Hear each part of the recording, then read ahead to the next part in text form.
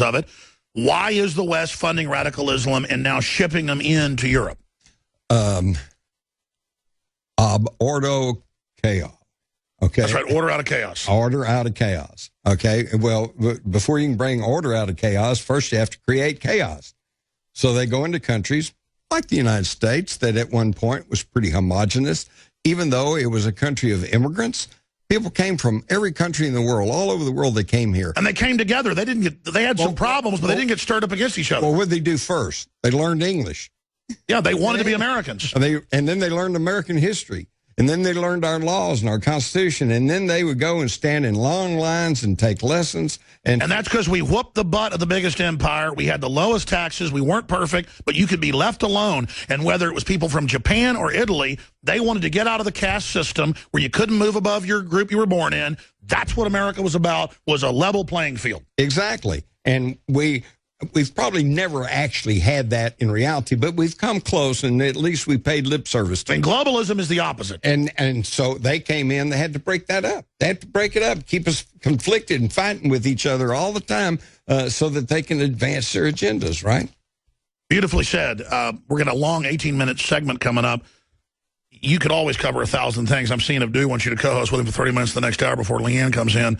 But what else you want to cover? When we come back, like last time, I think I'm going to get my lunch out because I forgot to eat breakfast. I think I'm going to hit her and eat lunch and just give you the floor for about 15 minutes to host. What do you think? Well, whatever you want to do, I would like to explain how that Russia, our supposedly this big aggressive force, actually voluntarily pulled their troops out of Eastern Europe. Well, let's talk about how we broke the deal with Russia. Absolutely. And then with the China situation, I think that's a little more ambiguous. And we'll talk about domestic issues where Jim Maars thinks things are going. The report from Mars, straight ahead. And we'll give you his website. Get ready for that. Well, ISIS says they're planning a mass casualty terror attacks in the UK or in Europe. No kidding. The West is bringing them in. We've got, after promising no boots on the ground in Syria, Obama deploys boots on the ground. He's broken all other promises. Why would he be any different? This is our future. Germany may soon have 8 million new radical Islamicists brought into the country. First it's 100,000, then 1 million, now 2 million, now 3 million. They're like, oh, 8 million. Radioactive materials confirmed in St. Louis groundwater. Leanne McAdoo reported from the ground. That report's up there. Also, the writer behind the Cuckold Fetish movie joked about turning Nickelodeon into the Kink Network. And then it turns out we've got Rob Dew coming in the next hour to show the images and talk about it for radio listeners. They're actually doing it to the kids. I mean, they're showing it. Just bizarre behavior, subliminals, you name it. So they're hiring porn directors now to run Nickelodeon. And like Mars was saying in the break, we're libertarians. We're not saying what you do in your living room or your bedroom. This is our kids, though. This is perverted. This is trying to wreck their innocence. China warns U.S. against minor incidents that could spark war. That's up on Infowars.com and PrisonPlanet.com. Spread those stories around. Now, coming up, we're going to break stuff down for about 10 minutes. You're going to be co-hosting 30 minutes the next hour with Rob Dew. Then Leanne McAdoo comes in. But in about 10 minutes, I'm going to air a piece. This is from the Associated Press. I'm not joking. In fact, I didn't have it in my stack. They're going to bring it back into me. Where the Department of Energy said, let's restrict pumpkins. Let's destroy pumpkins. Let's smash pumpkins was a stunt they pulled because plants also put off carbon dioxide. Not just oxygen. They're part of the carbon cycle. So now it's those nasty grass, nasty trees. So I did a little satire piece for Halloween with this where I go ahead and take what they're saying to the next level. So here's the headline. Washington Times, Energy Department smashes pumpkins for causing climate change. Don't comment yet. I want your comment before we play this piece. But Jim Maars, you wanted to talk about Putin and Russia before we get into other issues. Go ahead.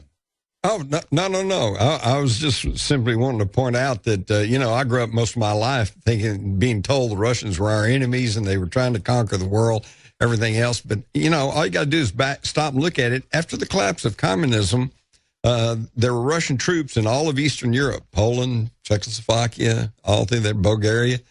And the Russians said, okay, communism collapsed. You guys outspent us. Let's just call it quits and we'll just have peace. And if you will promise you will not enlarge and add to your NATO military base. Don't encroach on our borders. Don't encroach on our borders. We will pull our troops out. And we said, okay, we made the agreement. And they nobody pushed the Russians out of Eastern Europe. They voluntarily left, okay? And what have we done? Ringed Russia with NATO bases. Now we're even trying, there's a move. And we're trying to reinstate basically liberal Soros-based Democratic Party communism inside Russia. I mean, it's so sick, and a weird Nazi collaborator like Soros is running around running all this, putting neo-Nazis in charge of Ukraine. I mean, we don't have a Russian problem. We have a communist problem, and that problem's back here in America now. Well, it's not even Russia or communists or here in America. Globalists. It's back. It's the globalists. It's the globalists who founded communism, okay? Woodrow Wilson once said that the bulk of the money that went to Russia during the revolution did not go to the White Russians or the Kerensky government. It went to the communists. We created the Bolsheviks in Russia.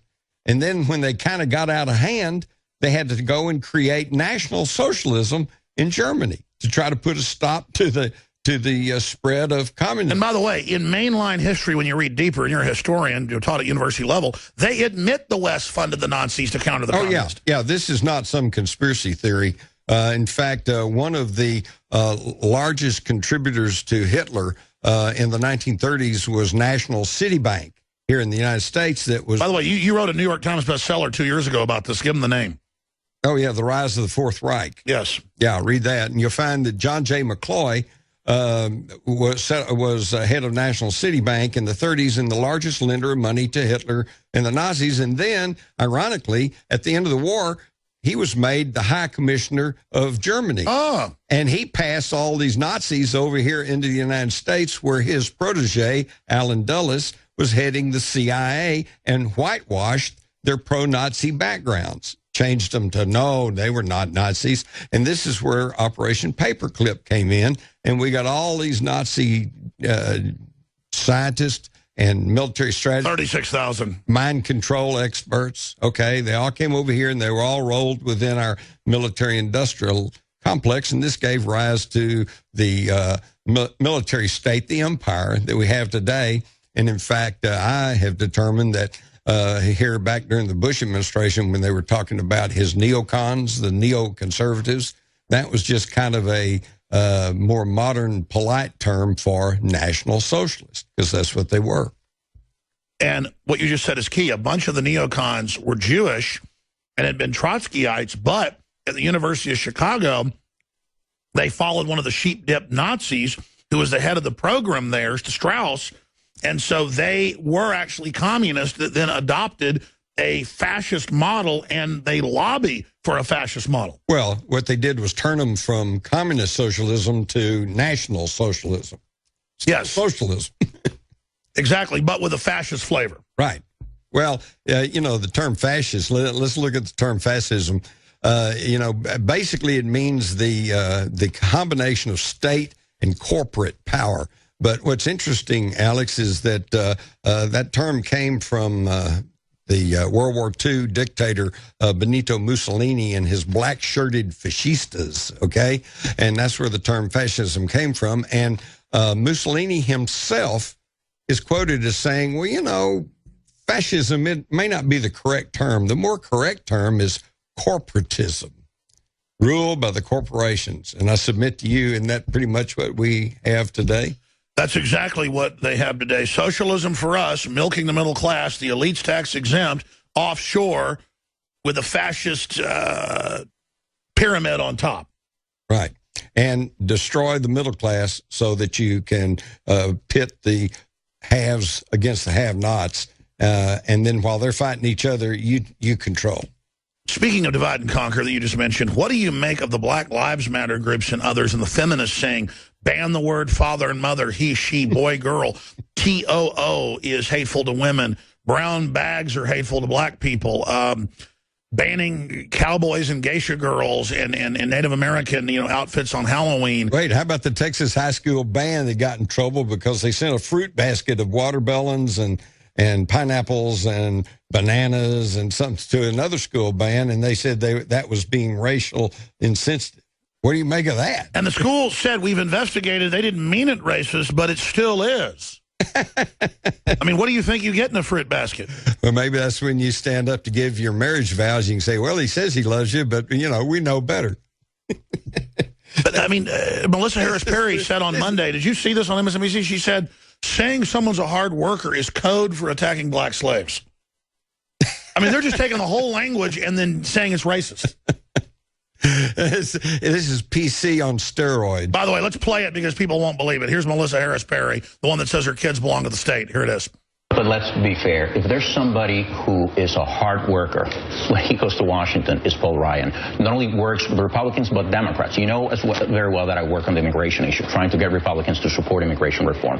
Paul Ryan is somebody who has supported immigration reform, has worked with somebody like Luis Gutierrez. Luis Gutierrez is very respectful, speaks highly of Paul Ryan. This is somebody who's trying to govern. Alfonso, I feel you, but I just want to pause on one thing, because I don't disagree with you that I actually think Mr. Ryan is a great choice for this role.